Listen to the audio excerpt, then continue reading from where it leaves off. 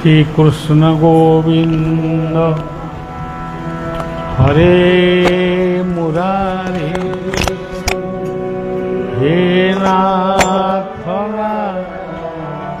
गणवासी श्री कृष्ण गोविंद हरे मुरारे हे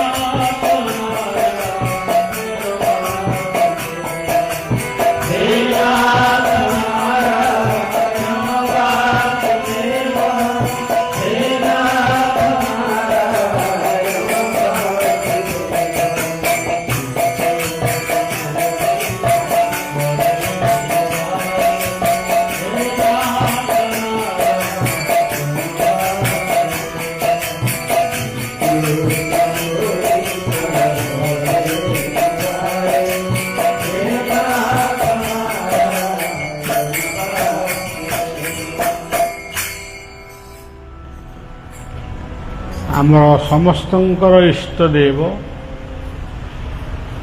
अभिनव गौरांग जहांक श्रीमुखरे भगवान नृसिंह श्रीराम श्रीकृष्ण श्री चैतन्य एवं शेषरे महाप्रभु जगन्नाथंकर स्वरूप रही। तेणु आमे अभिनव गौरांग को प्रणामटिए करवा माने तार अर्थ होती यही मानू समस्त को गोटे प्रणाम समस्त को आमे सम्मान प्रदर्शन करूँ। यही अभिनव गौरांगंकर अनेक मूर्ति विभिन्न स्थान रे पूजा पाउछन्ति, किंतु एठी जो मूर्ति टी पूजा पाउछन्ति ये मूर्ति अन्य कौनसी जगह रे तैयारी भी माने चिंता भी करिना। सीए किभली तैयारी हेबे तांको चिंता से निजे ही करिछन्ति।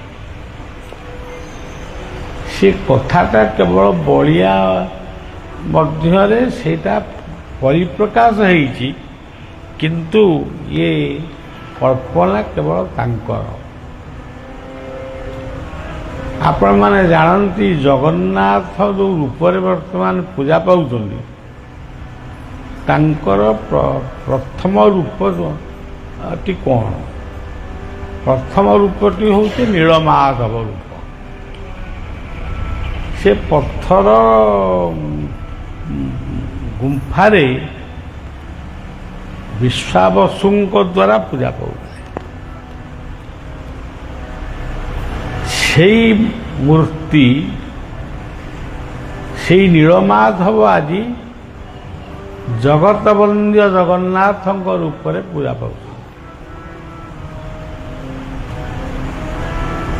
किन्तु गोटे कथा आमर हिंदू शास्त्र रे लेखा अछि असंपूर्ण मूर्ति को पूजा करिबा अनुचित। असंपूर्ण मूर्ति तेणु जगन्नाथंकर मूर्ति होउछि व्यतिक्रम मूर्ति। से असंपूर्ण भाव थिले भी पूर्णानंद पूर्ण ब्रह्मंक रूप से पूजा पाउछन्ति। ये हूँ गोटे पृथ्वी रे व्यतिक्रम। धरतु आपण रामन को पूजा करेंगे, सी मनीष रूप में अछंती एवं तांको कांधरे धनु अच्छी एमती से रूप में पूजा पाते, किंतु मूल रूपटी हूँ मनीष। मनीष राम रूप रे आविर्भाव होइचंती। रावण भली जो अशांति समाज सृष्टि होती ता विरुद्ध रे से संग्राम करने आविर्भाव है। आपण कृष्ण मूर्ति देखो, सी मनीष रूप रे तांकर शरीर, सी मुंडे मयूर चंद्रिका, पादरे नुपुर, हाथ में बंशी, ये सब धरी, किंतु तांका रूपटी केमिति? रूपटी हूँ मनीष। ये सब भक्तर भावना रे ये भिन्न भिन्न रूप धारण कर। गीतार मध्य से कहले जे यथामां प्रपद्यन्ते स्तां तथैव भजा। जीए जो भावरे जो रूपरे मते चिंता करे मु सेई रूपरे आविर्भाव हुए। तेणु जगन्नाथ मूर्ति जेतबेले गढ़ा चली ताकू किए गढ़िब? जगन्नाथंकर मूर्ति से केमितिया मूर्ति? आपण माने टिके लक्ष्य माने टिके भाबिबे, जगन्नाथंक पाखरे जो रूप रही से रूपर गोटे मनीष कि गोटे पशु कि गोटे पक्षी एमतिया रूपटा कौटी पृथ्वी रे अच्छी? जगन्नाथंक जो रूपटी से रूपटी कौटी आप देखी ना? कौ जंगल रे एमती गोटे रूप अच्छी ताकू भी किए कही? सी निजुकू निजे तैयारी किए तांकू तैयारी करिवो? यही भावना जेतबेले राजमहल रे परिप्रकाश हेइजी सेतेबेले आपण देखंतु आमर अच्युतानंदंगर गोटे पद अच्छी, भाव विनोदिया ठाकुर भक्त वत्सल हरि। जेतेबेले राजमहल रे आलोचना चली जगन्नाथ केमितिया मूर्ति, आमे राम मूर्ति करदेबू, कृष्ण मूर्ति तैयारी करदेबू, परशुराम मूर्ति भी तैयारी करदेबू, किंतु जगन्नाथ मूर्तिटा कोटा आम देखिनु ताकू तैयारी केमती करिबा? को मिस्त्री तैयारी ताकू करिवो? यही भावना भितरे यही भाव को पूर्ण करिबा पाई निजे भावग्राही गोटे मनीष रूप में आसी पहुंचे। सी मनीषर ना हूँ अनंत विश्वकर्मा। तेणु अनंत विश्वकर्मा ये ना कि पूरा नुआ भली लगिला। सी कहले आपण मैंने कहीं व्यस्त हो मु तैयारी करते। आमर पंचसखा जुगर जशवंत दास लिखिछन्ति जेउ बिंधाणीति तोते कला निर्माण सेही तो घटे रहिला एहाकु जा। तेणु से निजे निजकू तैयारी कर ସେ କହିଲେ ମୁଁ ତୈରି କରିବି, ବଡ଼ ଦେଉଳରେ ତୈରି କରିବି, ତମ ଦେଉଳରେ ତୈରି କରିବି, କବାଟ ବନ୍ଦ ହେବ, ଝରକା ବନ୍ଦ ହେବ, କେହି ମୋତେ ଡିଷ୍ଟର୍ବ କରିବେନି, ମୁଁ ନିରୋଳାରେ ମୋର ମୂର୍ତ୍ତି ଗଢ଼ିବି। ସେଇ ଆଦେଶ ନାମାଟାକୁ ସମସ୍ତେ ଗ୍ରହଣ କଲେ। କବାଟ ବନ୍ଦ ହେଲା ଏବଂ ଝରକା ବନ୍ଦ ହେଲା, ସବୁ ତ ବନ୍ଦ ହେଲା। ତା ଭିତରେ ସେ ଗଢ଼ୁଛନ୍ତି, ନିଜକୁ ନିଜେ ଗଢ଼ୁଛନ୍ତି। ସେ ମନେ ପକେଇଛନ୍ତି ସତ୍ୟ ଯୁଗରେ ମୁଁ ନୃସିଂହ ରୂପରେ ଥିଲି। ନାରସିଂହାୟ ବିଦ୍ମହେ ନଖାୟୁଧାୟ ଧୀମହି ତନ୍ନୋ ହରି ପ୍ରଚୋଦୟାତ୍, ଯୋଉଟା ଅଭିନବ ଗୌରାଙ୍ଗଙ୍କର ପ୍ରଥମ ମୁଖ। ତେଣୁ କଳି ଯୁଗରେ ମୁଁ କୋଉ ରୂପଟା, ଏ ରୂପଟା ତ ମୁଁ ହେଇସାରିଛି, ନରସିଂହ ରୂପ। ତାପରେ ସେ ମନେ ପକେଇଛନ୍ତି ତ୍ରେତୟା ଯୁଗର ରୂପ। ସେ ରୂପଟି କ'ଣ? ତ୍ରେତାୟାଂ ଦଶକଣ୍ଠ କଣ୍ଠ ହରଣମ୍ ରାମାଭିରାମାକୃତି। ମୁଁ ଗୋଟିଏ ରାମ ରୂପରେ ଜନ୍ମ ହେଇଥିଲି। କୌଶଲ୍ୟାଙ୍କ ଗର୍ଭରୁ ଦଶରଥଙ୍କ ଐରୁଷରୁ ମୁଁ ଜନ୍ମ ହେଇଥିଲି। ମୁଁ ଜଙ୍ଗଲକୁ ଯାଇଥିଲି। ତାଙ୍କର ଅତୀତ କଥା ଟିକେ ମନେ ପକେଇଲେ। କିନ୍ତୁ ବର୍ତ୍ତମାନ ତ କଳି ଯୁଗ, ଇଏ କଳି ଯୁଗରେ ମୁଁ ପୁଣି ଗୋଟେ ରାମ ରୂପ କାହିଁକି ହେବି?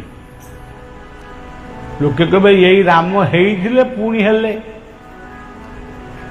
ତେଣୁ ସିଏ ମନେ ପକେଇଲେ ଦ୍ୱାପର ଯୁଗର ଅବତାରଙ୍କ କଥା। ଗୋପାଳନ ପରିପାଳନ ବ୍ରଜକୂଳେ ଭାରା ହରେ ଦ୍ୱାପରେ। ସେ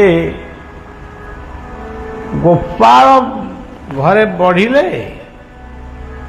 ଆଉ ସେଠି ସବୁ ଗାଈ ଗୋରୁ ଏ ସବୁ ମଇଁଷି ଏ ସବୁ ପାଳିଲେ, ଦୁଧ ଦହି ସବୁ ଖାଇଲେ। ଏମିତିଆ ରୂପରେ ସେ ଥିଲେ। ମଇଁଷି ଧରିଥିଲେ, ବଂଶୀ ବଜଉଥିଲେ, ଯେଉଁ କଥା ସବୁ ଆପଣମାନେ ଜାଣିଛନ୍ତି। ସେ କହିଲେ ମୁଁ ଏ ରୂପରେ ଆଉ ଜନ୍ମ ହେବିନି, କାରଣ ମୁଁ ତ ଏ ରୂପଟା ହେଇଛି। ଆଉ ଗୋଟିଏ ରୂପ ଦ୍ୱାପର ଯୁଗରେ ଆସିଥିଲେ, ସେ ହେଉଛନ୍ତି ବଳରାମ। ବହସି ବପୁସି ବିଶଦେ ବସନଂ ଜଳଦାଭଂ ହଳହତି ଭୀତ ମିଳିତ ଯମୁନାବ କେଶବ ଧୃତ ହଳଧର ରୂପ ଜୟ ଜଗଦୀଶ ହରେ। ମୁଁ ତୃଷାର୍ତ୍ତ ହେଇ ଯମୁନାକୁ ମାଗିଲି ପାଣି, ହେ ଯମୁନା ମୋତେ ଶୋଷ କରୁଛି, ତୁ ଟିକେ ମୋ ପାଖକୁ ଆସି ମୋତେ ପାଣି ଟିକେ ଦିଏ ପିଇବା ପାଇଁ। ଯମୁନା ଆସିଲାନି। ତେଣୁ ମୁଁ ବିଗିଡ଼ି ଯାଇ ହଳ ଲଙ୍ଗଳଟାକୁ ଧରିଥିଲି। ସେ ଲଙ୍ଗଳକୁ ନମ୍ବେଇ ଦେଲି, ଯମୁନା ଭିତରୁ ସେ ଗୋଟାଏ ଖନ୍ଦକ ଖୋଳିଦେଲି, ପାଣି ଆସି ମୋ ପାଖରେ ପହଞ୍ଚିଲା, ମୁଁ ପିଇଲି। ଆଉ ତେଣୁ ସେ ରୂପ ବି ମୋର ଆଉ ହବାର ନାହିଁ। ତାହେଲେ ମୁଁ କୋଉ ରୂପଟି ହେବି?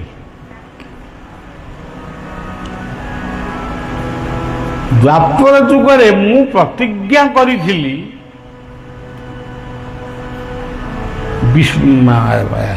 ରାଧାରାଣୀଙ୍କ ପାଖରେ ମୁଁ ପ୍ରତିଜ୍ଞା କରିଥିଲି ଯେ ମୁଁ ପରଜନ୍ମରେ ତମ ସହିତ ମୋର ଭେଟ ହେବ, ତୁମେ ରାଧା ହେବ, ମୁଁ କୃଷ୍ଣ ହେବି। ସେ ସଙ୍ଗୀତଟି କେତେ ସୁନ୍ଦର ହେଇଛି। ମୋ ଦେହ ଭଲ ନାହିଁ, ମୁଁ ଖାଲି ବାଧ୍ୟରେ କହୁଛି।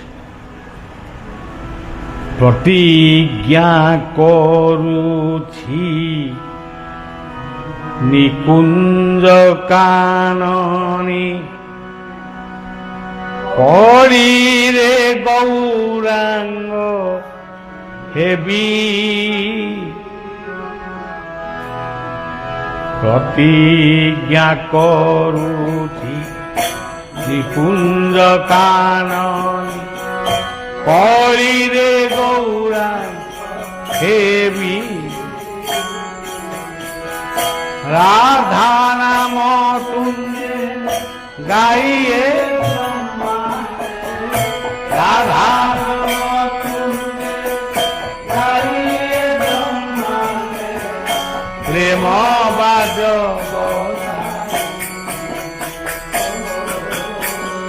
প্রেম বাজ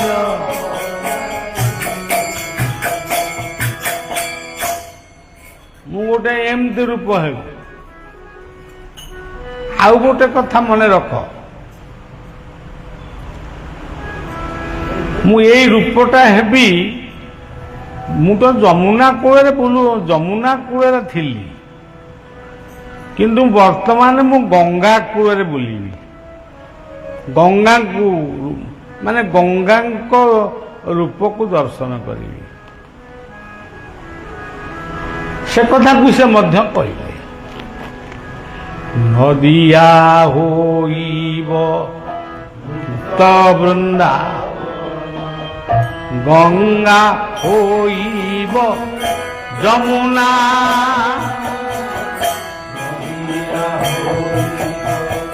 গুপ্ত বৃন্দা গঙ্গা হইব যমুনা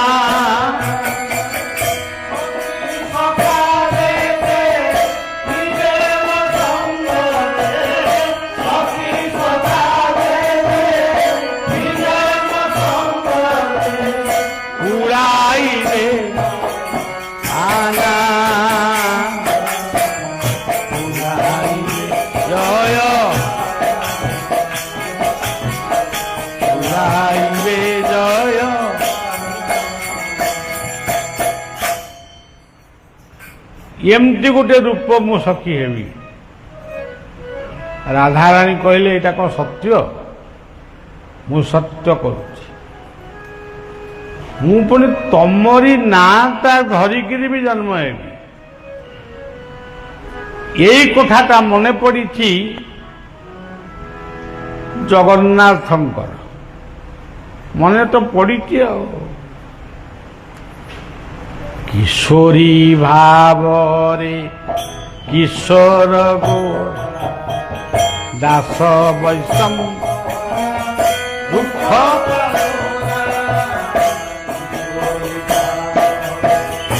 କିଶୋର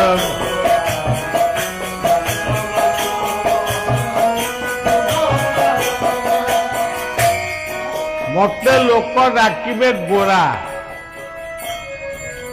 ମତେ ଲୋକ ସବୁ ଡାକିବେ, ସମସ୍ତେ ଡାକିବେ ଗୋରା। ମୁଁ ନିମ୍ବ ଗଛ ମୂଳେ ଜନ୍ମ ହେବି। ମତେ ମୋ ବାପା ମା ନିମାଇ ବୋଲି ଡାକିବେ। ମୁଁ ଗୋଟେ ଏଠି ମାନେ ବିରାଟ ପଣ୍ଡିତ ହେଲି, ମତେ ଚୈତନ୍ୟ ପଣ୍ଡିତ ବୋଲି କହିବେ।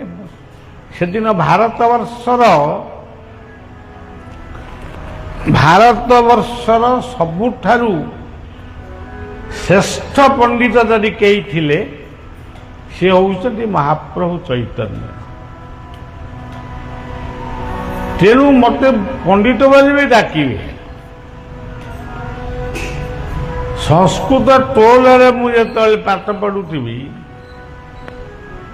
ମୁଁ ଯେତେବେଳେ ତମ କଥା ଭାବିକିରି ମୂର୍ଚ୍ଛିତ ହେଇ ପଡ଼ିଯାଉଥିଲି, ମତେ ପାଣି ଫାଣି ନେଇକିରି ସବୁ ଛିଞ୍ଚା ଛିଞ୍ଚି କରିକିରି ମତେ ଠିକ କରିବେ। ମୁଁ ଯେମିତି ମାନେ ପୂର୍ବ ଅବସ୍ଥାକୁ ଫେରି ଆସିବି, ଲୋକେ କହିବେ କେବେ ତାକୁ ବାତ ମାରୁଛି, ତାକୁ ଅପସ୍ମାର ବାତ ମାରୁଛି। ମୁଁ ଏଇ କଥା ସବୁ ମୁଁ କହିଯାଉଛି। ମୁଁ ତମରି ନାଁ ଧରି ଜନ୍ମ ହେବି। ମୋ ନାଁ ହବ ଗୋ ଆଉ ଅରା। ଗୋ କହିଲେ ଗୋବିନ୍ଦ, ରା କହିଲେ ରାଧା। ତେଣୁ ମୁଁ ଏଇ ରୂପରେ ଜନ୍ମ ହେଲି। ମୁଁ ଏଇଟା ପ୍ରତିଜ୍ଞା କରୁଛି, ତମେ ଆଉ ମତେ ଅବିଶ୍ୱାସ କର ନା।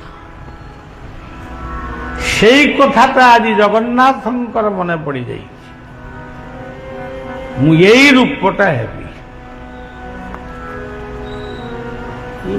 ଆମେ ସବୁ ପଣ୍ଡିତ ମାନେ ବି ଲେଖିଛନ୍ତି, ଜୟ କୃଷ୍ଣ ଜଗନ୍ନାଥ ଜୟ ସର୍ବାଘନାଶନମ୍ ଜୟ ଚାଣୂର କେସିଞ୍ଚ ଜୟ କଂସୋ ନିଶୋଧନମ୍। ମୁଁ ସେହି ଜଗନ୍ନାଥ, ମୁଁ ପୂର୍ବର ଗୋରା ବା ଚୈତନ୍ୟ। ତେଣୁ ତାଙ୍କ ନାଁଟି ହେଲା ଜଗନ୍ନାଥ। ଅନନ୍ତ ବିଶ୍ୱକର୍ମା ତାଙ୍କୁ ତିଆରି କରୁଛନ୍ତି। ସବୁବେଳେ କ'ଣ କୁରାଟା ଠକ୍ ଠକ୍ ଠକ୍ ଠକ୍ କରିବ? କେତେବେଳେ ଟିକେ ବନ୍ଦ ହବ ନା। ଆଉ ଇଏ ଟିକେ ନାଗୁରୁ ବନ୍ଦ ହେଇଯାଇଛି 5-10 ମିନିଟ୍ କି କ'ଣ, ରାଜା କାନ ପାରୁଛନ୍ତି ଆସିକିରି। କାହିଁ ଶବ୍ଦଟା ଶୁଭୁନି। ଆଉ ସିଏ ଘରେ ତ ଖାଇବାକୁ ପିଇବାକୁ କିଛି ନାହିଁ। ସେ କେମିତି ତାହେଲେ ସେ ଲୋକଟା ବଞ୍ଚିଛି? ରାଜା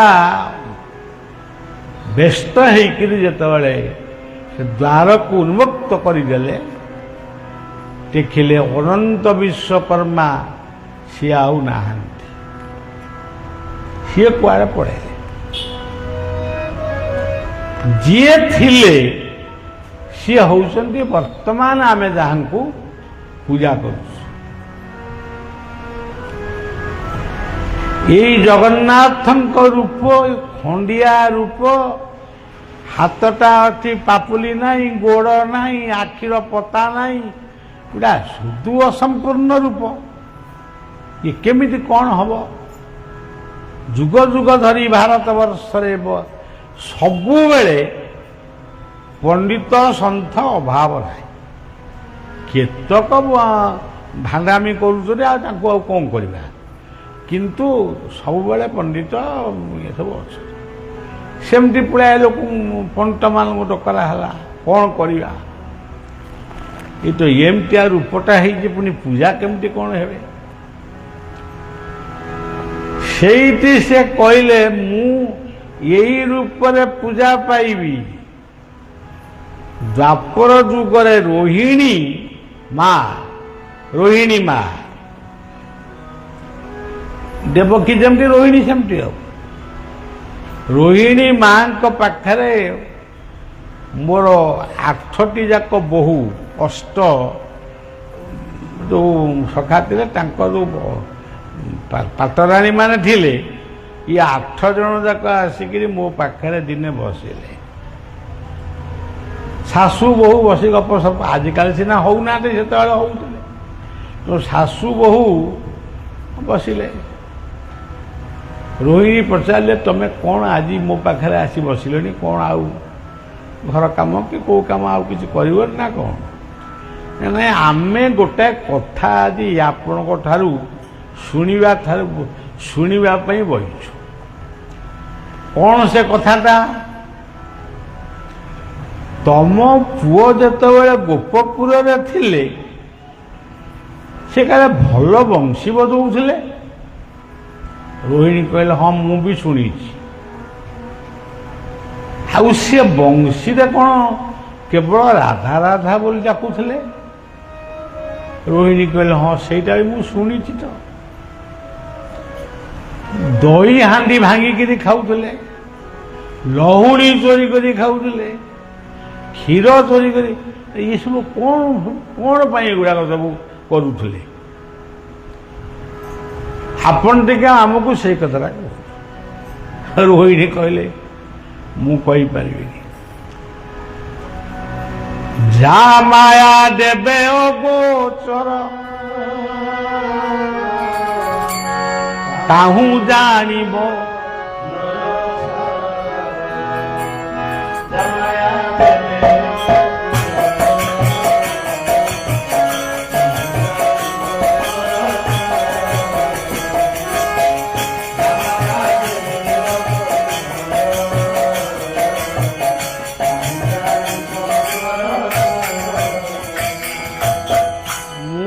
କଥା ତମକୁ କହିପାରିବିନି ନା ଆପଣ ନ କହିଲେ ଆମେ ଏଠୁ ଉଠିବୁନି।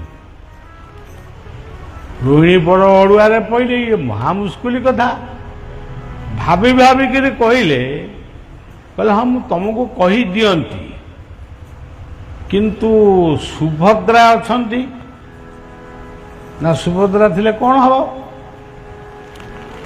ନା ମୋର ମତେ ଗୋଟେ ନିର୍ଦ୍ଦେଶ ଅଛି, କୃଷ୍ଣଙ୍କର ବ୍ରଜଲୀଳାକୁ ଯିଏ ଶୁଣିବେ ସିଏ ସବୁ ଅସମ୍ପୂର୍ଣ୍ଣ ହେଇଯିବେ, ମାଦଲ ହେଇଯିବେ। ତେଣୁ ମୁଁ କେମିତି ବର୍ତ୍ତମାନ ସେ କଥା ତମକୁ କହିବି ମୋ ପୁଅ ଝିଅ ସବୁ ମାଦଲ ହେଇଯାଆନ୍ତି। ବୋଉମାନେ କହିଲେ ମା କବାଟ ବନ୍ଦ କରିଦେବା। ସୁଭଦ୍ରା ଦି ଭାଇକି ଜଗିବେ, ସେ ଯାଇଛନ୍ତି ଜଙ୍ଗଲକୁ, ସେ ଜଙ୍ଗଲକୁ ଯାଇଛନ୍ତି କେତେବେଳେ ଫେରିବେ ସିଏ ଦୁଆର ମୁହଁରେ ଜଗିକିରି ବସିବେ। ସେ ଯେମିତି ଆସିବେ କବାଟ ଖଡ଼ ଖଡ଼ କଲେ ଆମେ କବାଟ କଥା ବନ୍ଦ କରିଦେବା। ଆଉ ମାନେ ଚତୁରତା ସବୁ, ବିନା ଚତୁରତାରେ କୋଉ କଥା ଦୁନିଆ, ଠାକୁର ବି ତା ଭିତରେ ଅଛନ୍ତି। ଆମେ ଖାଲି କହୁଛୁ ଆଜିର ମଣିଷ ଗୁଡ଼ାକ ଭାରି ମାନେ ଚତୁର ହେଇଗଲେ, ଖେଚଡ଼ ହେଇଗଲେ, ଅମୁକ ହେଇଗଲେ। ଇଏ କ'ଣ କମି ଖେଚଡ଼ିଆ କଥା? କୃଷ୍ଣ ବଳରାମ ଜଙ୍ଗଲରେ, ସୁଭଦ୍ରା ଘର ଜଗିଲେ, କୃଷ୍ଣ ବଳରାମଙ୍କ ନୀଳାକୁ ମା ରୋହିଣୀ ବୋହୂମାନଙ୍କ ଆଗରେ ଗପୁଛନ୍ତି। ସେ ଗପି ଗପି ଗପି ଗପି ଶେଷକୁ ଗୋଟେ ଗପ ଚାଲିଛି, ସେତିକି ବେଳେ କୃଷ୍ଣ ବଳରାମ ଆଇଲେ। ଆଉ ସେ କୋଉ ଗପଟି? ବ୍ରଜେ ପ୍ରସିଦ୍ଧମ୍ ନବନୀତ ବ୍ରଜାଙ୍ଗନ ଅନେକ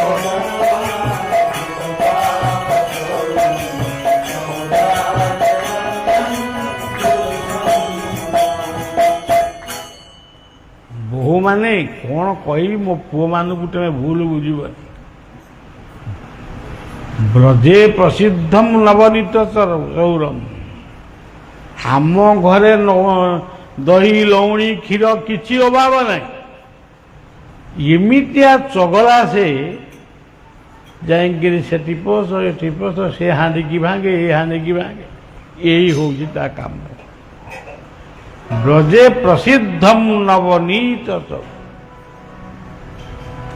ଆଉ ଗୋଟେ କଥା କହିବି, ଅତି ଲଜ୍ଜାର କଥା। ଇଏ ସବୁ ଯାଇଥିଲେ ଗାଧେଇବା ପାଇଁ, ଏ ବ୍ରଜାଙ୍ଗନା ସବୁ ଯାଇଥିଲେ ସାଙ୍ଗସାଥି ହେଇକି ନଈକି ଗାଧେଇବାକୁ ଯାଇଥିଲେ।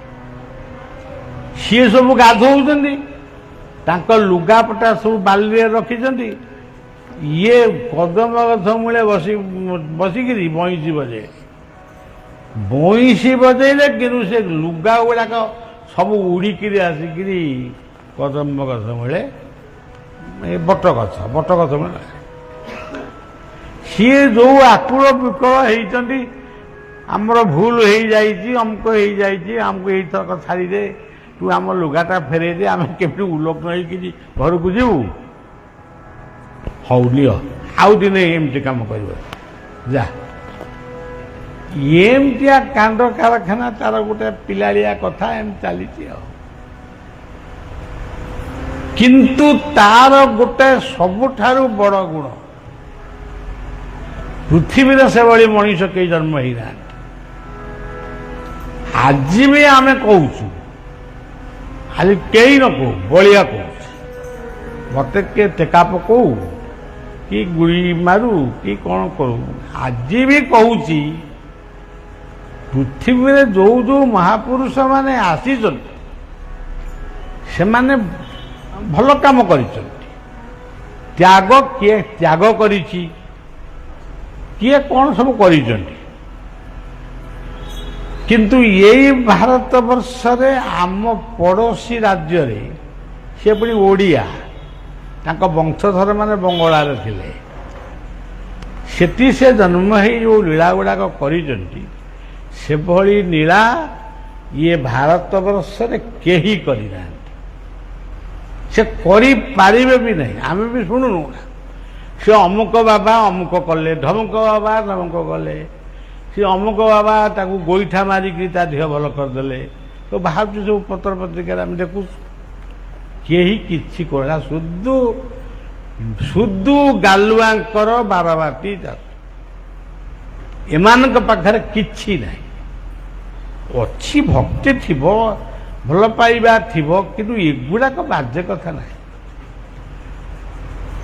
ତେଣୁ ମୁଁ ତ ଦେଖିନି, ଆପଣମାନେ ଦେଖିଥିବେ କହିବେ, ଆଉ ମୁଁ ତ ଦେଖିନି। ତେଣୁ ସେଇ କୃଷ୍ଣଙ୍କ ଭଳି ଯେଉଁ ଲୀଳା, ଗୋବର୍ଦ୍ଧନ ପାହାଡ଼କୁ ଟେକିଲେ, ସେ ଥାଉ କାହିଁକି, ଗୋବର୍ଦ୍ଧନ ପାହାଡ଼କୁ ଟେକିଲେ, ସେ ଟେକନ୍ତୁ କି ନ ଟେକନ୍ତୁ, ଗୋଟେଟା ଲେଖିଛନ୍ତି ଗୋବର୍ଦ୍ଧନ ପାହାଡ଼କୁ କାଣି ଆଙ୍ଗୁଠିରେ ଟେକିଲେ। ଆଚ୍ଛା ଆପଣମାନେ ନିଜେ କୁହନ୍ତୁ, କାଣି ଆଙ୍ଗୁଠିଟା ଏଇଗୁଡ଼ାକ, ଏ କାଣି ଆଙ୍ଗୁଠିରେ ଗୋବର୍ଦ୍ଧନକୁ ଟେକିଲେ ଆପଣ ଆଗକୁ ମାନେ କିଏ ବିଶ୍ୱାସ କରିବ?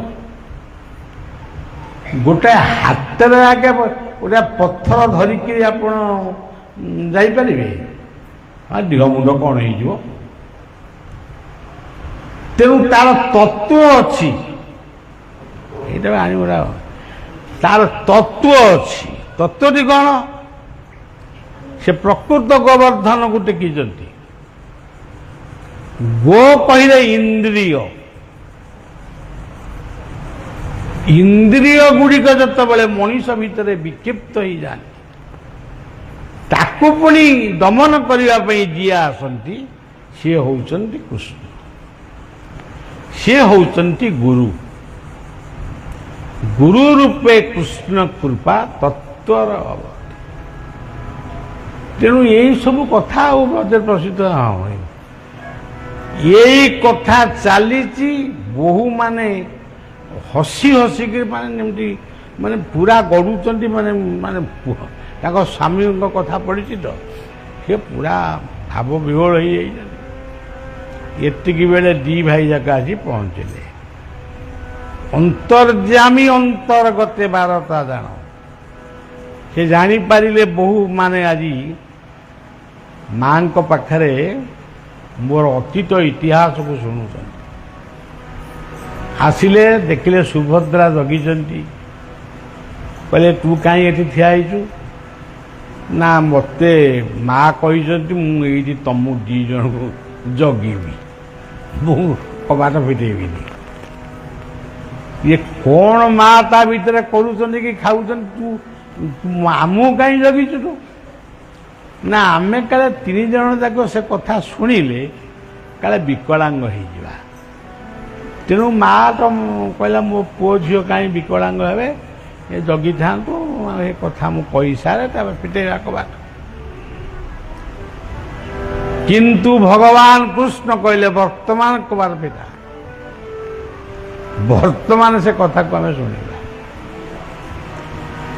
ତେଣୁ ଇଏ ତ ବଡ଼ ଭାଇ, ଦି ଭାଇ କହୁଛନ୍ତି, ସୁଭଦ୍ରା କେମିତି ମନା କରିବେ? କବାଟ ଫିଟେଇ ଦେଲେ। ଆଉ କବାଟ ଫିଟେଇ ସାରିଲା ପରେ ଦେଖିଲେ କୃଷ୍ଣ, ବଳରାମ ଆଉ ସୁଭଦ୍ରା ବର୍ତ୍ତମାନ ଯେଉଁ ରୂପରେ ରତ୍ନ ସିଂହାସନରେ ଆପଣ ତାଙ୍କୁ ଦର୍ଶନ କରୁଛନ୍ତି, ସେଇ ଦର୍ଶନଟା ସେ ଦ୍ୱାପର ଯୁଗରେ ଦେଖେଇଥିଲେ ରୋହିଣୀ, ମାନେ ହଁ ରୋହିଣୀ।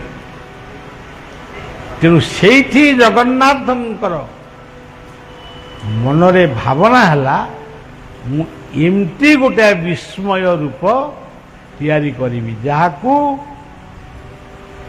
କିଏ ମାନିବ କିଏ ମାନିବେ ନାହିଁ, किए फोपाड़ी देवे, किए पोती देवे, किए निआ लगई देवे, किए कोउटी कौन मते करिवे कारण देखा जाउनी मनुष्य भली देखा जाउनी कि बिलेई भली देखा जाउनी किछि भली गोटे नुआ रूप किंतु मु सेई रूपटा नील कंदर बिहारी जगन्नाथ तुम्भ दर्शने पूरिला मनो नील कंदर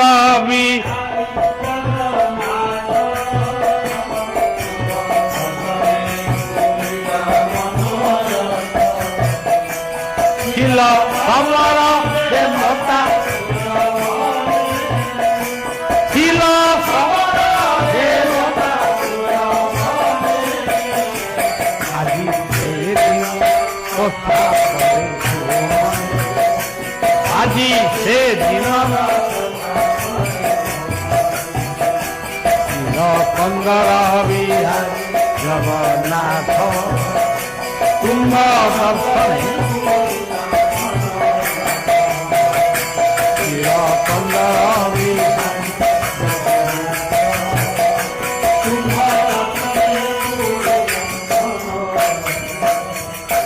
जाकू 8 वर्ष बोल भाई जाकू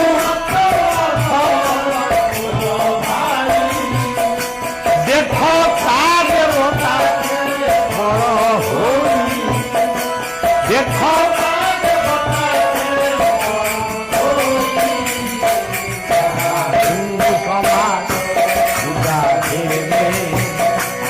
আজি সে দিনর আজি সে দিনর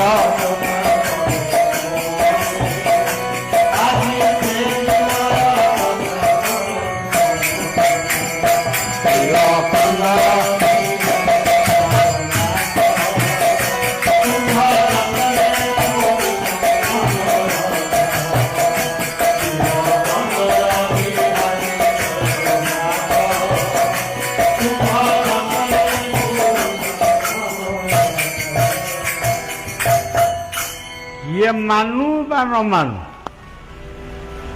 किए कही पारे एवं सब मनमुखी कथा किंतु आम पाखे आम जहाँ को पूजा करुचु अभिनव गौरांग जगन्नाथ से दिन जो रूप को चिंता करते चिंतन करथिले भगवान मु नृसिंह रूप हेइची मु राम रूप हेइची मु कृष्ण रूप हेइची तेणु एथि कौ रूपटा मु हेबी तेणु मु जगन्नाथ रूप हेइची जे मानू न मानू किंतु अभिनव गौरांग को दर्शन करवा जहा सी नृसिंह राम कृष्ण चैतन्य जगन्नाथ को दर्शन करवा से जहाँ मन पड़ा से रूपटे आम अभिनव गौरांग पाखे कौन भूलटा कौन कर चढ़ी किए भूल कहे आपण मैंने यहाँ को जानी कहे जी नृसिंह होते सत्य दैत्य कुलादिनाथ मंथनम सूर्यन्दुविकेश्वरी त्रेतायां दश कंठ कंठ हर गोपालन परिपालन श्री गौरांग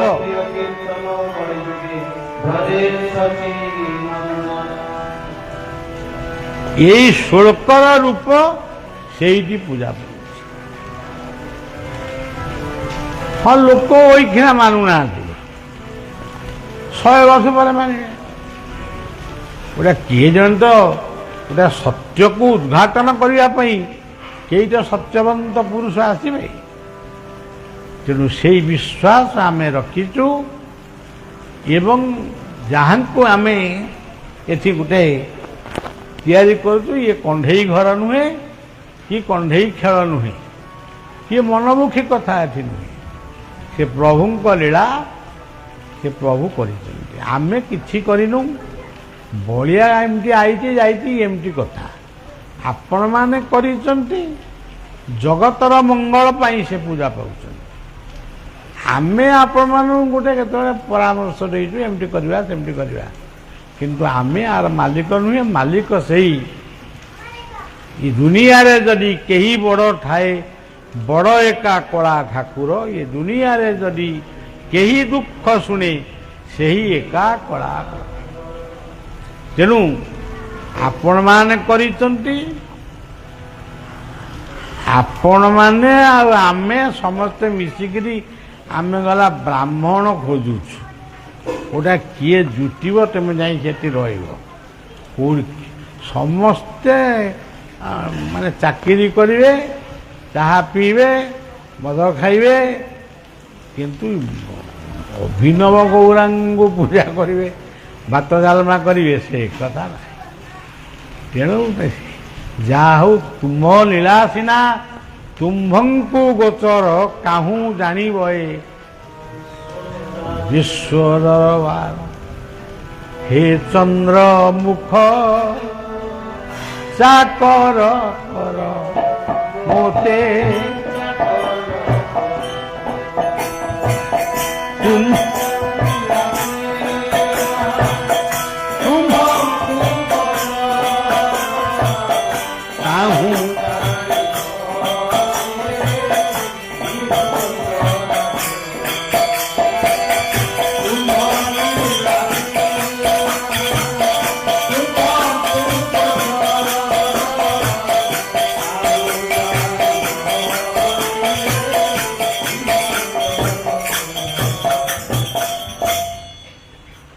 ଏଇ ଯେଉଁ ଗସ୍ତରେ ବଳିଆ ଆପଣମାନଙ୍କ ପାଖରେ ପହଞ୍ଚିଛି, ଏ ଗସ୍ତରେ କିଛି ମୋର ଉଦ୍ଦେଶ୍ୟ ନାହିଁ, କେବଳ ବୁଲି ଆସିବା ଏଇ ହେଉଛି ଉଦ୍ଦେଶ୍ୟ। ତେଣୁ ବୁଲି ଆସିବା ବୋଲି ଭାବିକିରି ବାହାରିଲୁ। କେଉଁଠି କିଛି କହିବା ନାହିଁ, ଚୁପଚାପ ଖାଲି ବସିବା, ପ୍ରାର୍ଥନା କରିବା, ଲୋକଙ୍କ କଥା ଟିକେ ଶୁଣିବା। କିନ୍ତୁ ଦେଖୁ ଦେଖୁ ଯେଉଁ କଥାକୁ ସେଇ ସବୁ ଜାଗାରେ ପ୍ରଭୁଙ୍କର କଥା ଲୀଳା ସବୁ ଚାଲିଛି। ମୁଁ ଆସିଲେଣି ମାସେ ହେଲା, ଆଉ ଖଣ୍ଡେ ମାସେ କ'ଣ ଲାଗିବ ଟିକେ ଏମିତି ହେଇକିରି ମୋ ଦେହ ଖରାପ ହେଲା। ମୁଁ ବର୍ତ୍ତମାନ ଅସୁସ୍ଥ, କଥା ବି କହିପାରିବା। କେବଳ ଗୋଟେ ସ୍ଥାନ ପ୍ରଧାନେନ ବଳ ପ୍ରଧାନ ଶଙ୍କରସ୍ୟ କଣ୍ଠେ ଗର୍ଜୟସୀ। ସ୍ଥାନ ପ୍ରଧାନେନ ବଳ ପ୍ରଧାନ ଶଙ୍କରସ୍ୟ କଣ୍ଠେ ଗର୍ଜୟସୀ। ତୁ ଶିବଙ୍କ ଗଳାରେ ଅଛୁ ବୋଲି ମୋତେ ଦେଖିକିରି ଫଁ ଫଁ ହଉଛୁ। ଟିକେ ଓହ୍ଲେଇକିରି ଆଇଲୁ ମୋ ପାଖକୁ ଦେଖିବା। ତେଣୁ କେବଳ ତାଙ୍କରି ଦୟା କୃପା ଏଇସବୁ ଟିକେ ଟିକେ ରହିଛି ମୁଣ୍ଡ ଭିତରେ। ତେଣୁ ସବୁ ଆପଣମାନଙ୍କୁ କହିଲି। ଅଭିନବଙ୍କ ସମ୍ପର୍କରେ ଆମେ ପୁଣି ପରବର୍ତ୍ତୀ ସମୟରେ କର୍ମକର୍ତ୍ତାମାନଙ୍କୁ ବସାଇ ପୁଣି ଆଲୋଚନା ଟିକେ କରିବା ଏବଂ ଏ ପୂର୍ଣ୍ଣପୀଠ ସବୁ ଯୁଗ ଯୁଗ ଧରି ରହନ୍ତୁ। ଆମେ ଯିଏ ଆଜି ବସିଛୁ କାଲି କି ରହିବୁ କି ନାହିଁ ସନ୍ଦେହ। ଆଉ କେତେ ଦିନ ଅବା ଆମେ ରହିବା, ସମସ୍ତେ ଦୁନିଆରୁ ଯିବା। ସୁନ୍ଦରଗଡ଼ର କାଲୁବାବୁ ଏଇଠି କେତେ ଥର ଆସିଛନ୍ତି, ହଠାତ୍ ଚାଲିଗଲେ। ମାନେ ଲୋକଟା ଏବେ ବର୍ତ୍ତମାନ ଏଇଠି ଥାନ୍ତା, ବଳିଆ ଆଇଛି ମାନେ ଶୁଣିବା ମାନେ ଏଇଠି ଥାନ୍ତା, କିନ୍ତୁ ଆଜି ସେ ନାହିଁ। ତେଣୁ ଏଇ ଜୀବନକୁ ନେଇକରି ଆମେ ସବୁ କଥା କରିବା। ତେଣୁ ଆପଣମାନଙ୍କର ସେଇ ଦୃଢ଼ ବିଶ୍ୱାସ ରହୁ, ଭଲ ପାଇବା ଟିକେ ରହୁ। ଏବଂ ମୁଁ ପୁଣି ଯେତେବେଳେ ପ୍ରୋଗ୍ରାମ କରିବି ନିଶ୍ଚୟ ଅଭିନବଙ୍କ ଦର୍ଶନ ଆସିବି। ଶେଷରେ ଟିକେ ନାମ କରି, ସେ ନାମର ଠାକୁର ନାମ ବାବୁ କଲେ, ସବୁଯାକ ନାମ କରିଛନ୍ତି। ବଢ଼ିଆ ପ୍ରକୃତରେ ଯେଉଁ ନାମ ଗୁଡ଼ିକ କଲେ ତାକୁ ଅଭିନବ ଗୌରାଙ୍ଗ ଗ୍ରହଣ କରିଛନ୍ତି। କାରଣ ସେ ନାମର ଠାକୁର। ଆଉ ଗୋପାଳ ଆମର ଆପଣମାନଙ୍କର ଛୋଟ ଭାଇ, ସେ ଭାଗବତ ଆଉ ଚୈତନ୍ୟ ଚରିତାମୃତ କହୁଛି। ଚୈତନ୍ୟ ଚରିତାମୃତ ସେ କେମିତି କହେ ମୁଁ ବି ଆଜି ପର୍ଯ୍ୟନ୍ତ ଶୁଣିନଥିଲି, ଆଜି ଏଇଠି ପ୍ରଥମ ଶୁଣିଲି। ଯାହା ହଉ ତାଙ୍କ ଦୟା ତା ଉପରେ ରହିବ। ପୁଣି କେତେବେଳେ ଆପଣମାନଙ୍କୁ ଆସିକରି ସେ ଚୈତନ୍ୟଙ୍କ କଥା କହିବ। ଏତିକିରୁ ବଳିଆ କଥାକୁ ବିଶ୍ରାମ ଦଉଛି।